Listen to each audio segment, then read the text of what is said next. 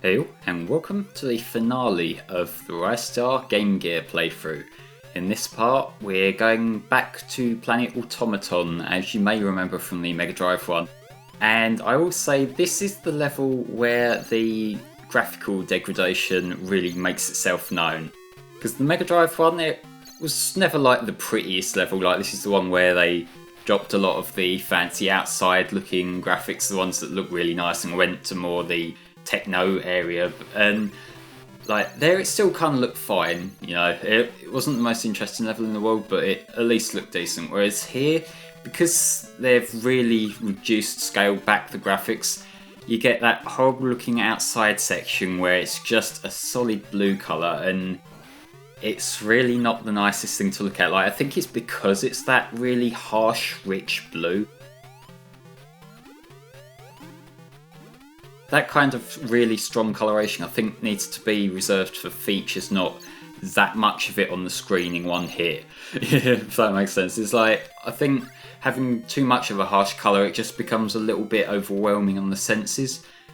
And like, granted, I'm maybe digging a bit deep into this, because I know like a lot of 8-bit games do have sections like this, but it's just one that really stands out to me here on screen right now.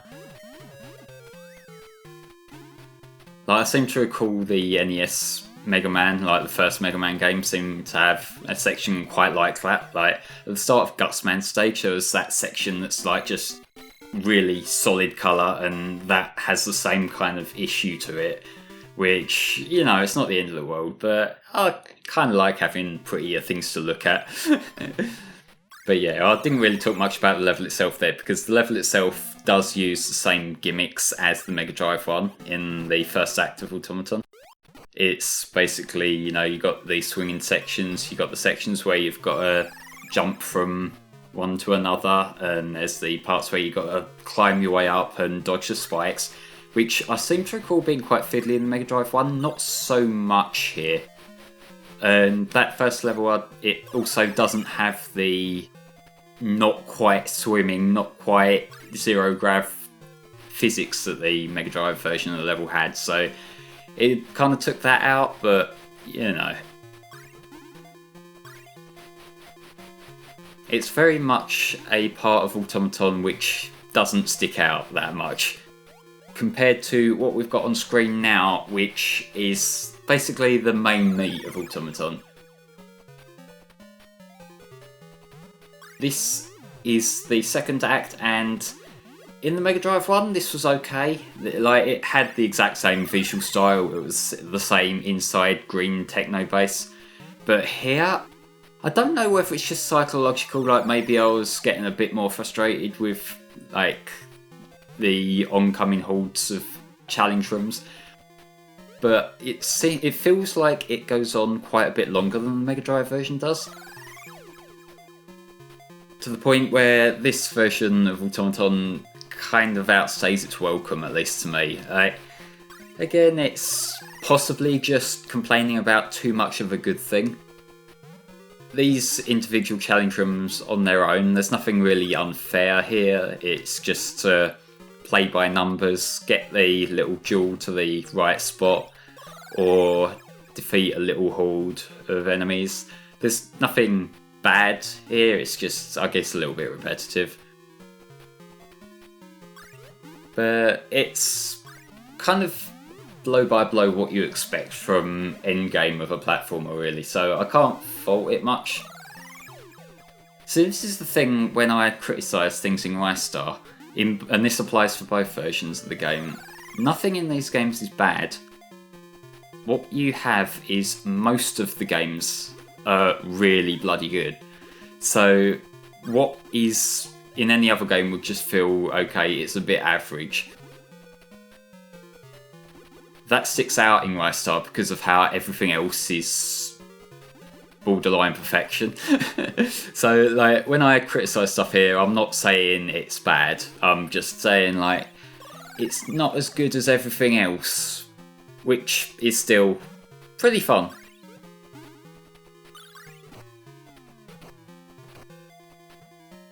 Like, even this later section here, I will say there is one part of Ristar that I think is pretty bad. in this version. And I'll talk about that when we get there, because there's one boss that is a little bit on the bullshit side.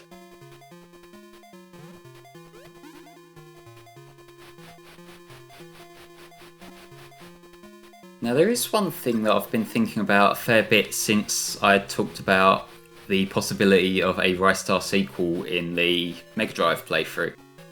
And that is essentially, at the time of recording this, we are about a week or so away from Sonic Mania's release, which is looking like a really fucking promising game. It's looking like it's taking the charm of the Mega Drive Sonic games and just adapting them and, you know, reinventing that.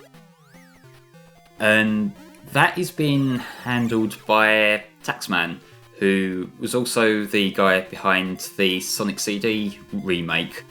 And yeah, that remake was a remake, not a direct port, like some people might think. It was built from the ground up. And that kind of proves to me that him and his team know what they're doing when it comes to adapting classic games. And I would like to see those guys have a shot at working on a Ristar game. And the reason I say that is because I think Ristar is the kind of game where the established gameplay is kind of solid and it's there. Maybe it could do with a couple of little tweaks, like maybe some new mechanics, in a similar vein to how the Mania team have added a cool looking new little ground dash mechanic to Sonic, which I think will improve the pace of that game.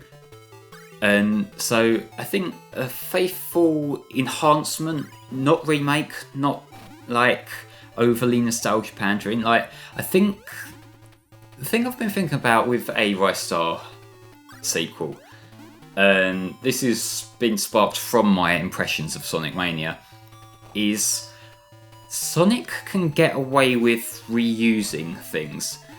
Like, it can reuse Green Hill Zone infinitely. You got like a chemical plant reimagination, and the reason it gets away with that is that the market for Sonic Mania, it's kind of a twofold. There's just Sonic fans who want another Sonic game to come out, and you know, Sonic Mania looks like a bloody good game that will fill that role. But it also has a backup market of people who played Sonic when they were a child, and so it's purely a nostalgia sale. So that means that they can get away with reusing assets to a certain degree, like not necessarily reusing assets, but reusing ideas. Like, they can reuse Green Hill, they can reuse Chemical Plant, they can reuse whatever they want. Because that particular portion of the sales base don't care. It tickles their nostalgia fancy a little bit, and so it does the job that it set out to do for those people. And so that's all that covered. That's really no biggie to them. Whereas Ristar, because Ristar has this sole dedicated one, it doesn't have the mainstream nostalgia market that Sonic does. So I think if they were to approach Ristar for a sequel or some kind of spiritual successor, it would need to be almost entirely original in terms of levels and that. Like, they could reuse the 2D sprite-based approach, but it's just, they would have to get a little bit more original than they do with Sonic. But that boss there was the part that I thought was pretty bad, on account that you need to use the little enemy hat things to attack it, and the game doesn't tell you this, so there's a good chance that you can just like waste them all, throw them off to the side or whatever, and then you wouldn't be able to use it and you wouldn't be able to beat the boss, and then you'd be screwed until you die and start again. That's the part that I have beef with the most in Ristar.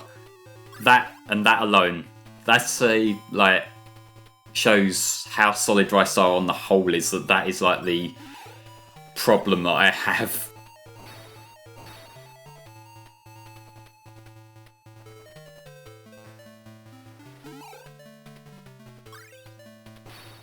But yes, this boss here is my good friend Adahan. I like this guy. I remember laughing about him in the Mega Drive one because you'll see the ending reveal. They do carry over the funny ending reveal here. He was the Planet Scorch boss in the Mega Drive one. Here, they just thrown him in Planet Greedy because I suppose, because Planet Scorch isn't in this version, I think they probably just thought, well, we might as well put him somewhere, and so they put him in this last little rush here.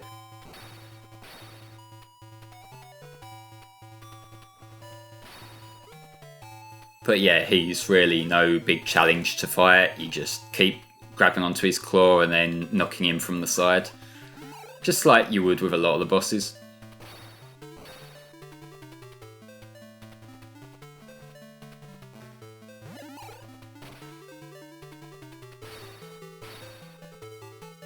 In a way, it plays kind of similar to Insomniac in that there's the thing you got to grab onto and that lifts you up and then you can use the attack.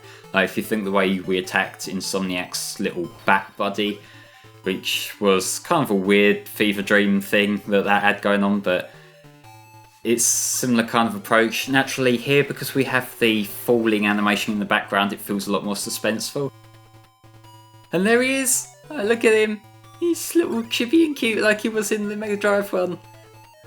Oh, and he's crying, bless him. But here's another repeated boss from the Mega Drive one. This, I believe, this guy's name is Ionis. And you fight him basically the same way. He's got this reflector thingy. He tries to attack you with fire, but just keep on punching forward and you'll beat him eventually. This is another kind of boss where it looks tougher than it actually is. Like, it looks like there's a lot going on, but as long as you know to move out the way for the fire, and occasionally you have to knock the boomerang thing back to him. Outside of that, it's like pretty basic. Just jump, attack, jump, attack. I'm not sure what he's based on, like it's got a bit of a snake-like vibe to it, but you know, it's not really, it's just like a bit generic mech, a bit, I don't know, it's... Greedy's mechs are kind of, you know, I could take them or leave them.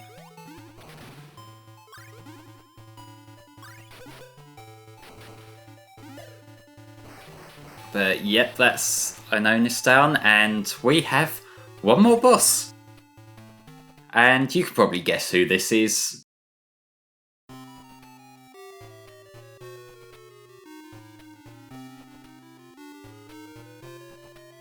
Ladies and gentlemen, it is now time to face off against Kaiser Greedy.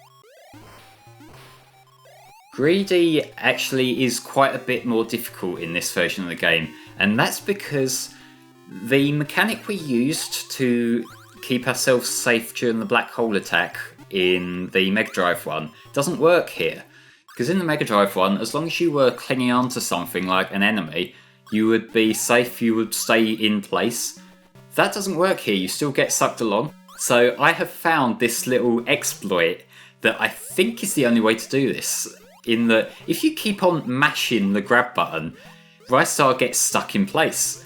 And that feels like a sort of Maverick approach to it. Like that doesn't feel like the kind of thing they would intend you to do. It feels like maybe the grabbing onto the enemy mechanic is a lot more finicky than they meant for it to be, and so this is like a little workaround you have to have.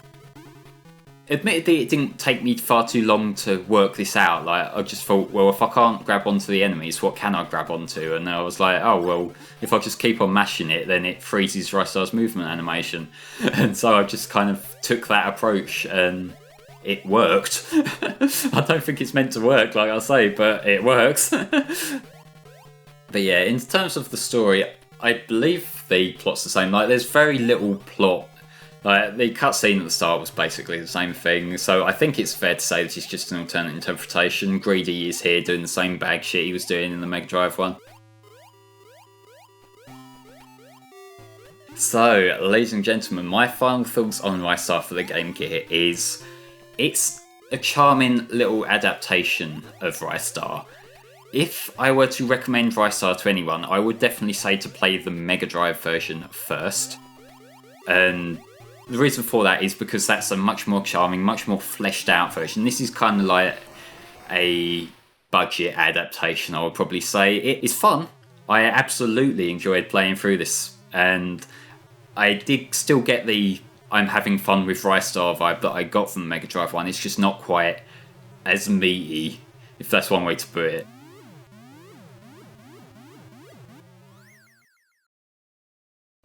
But folks, that was Ristar Game Gear.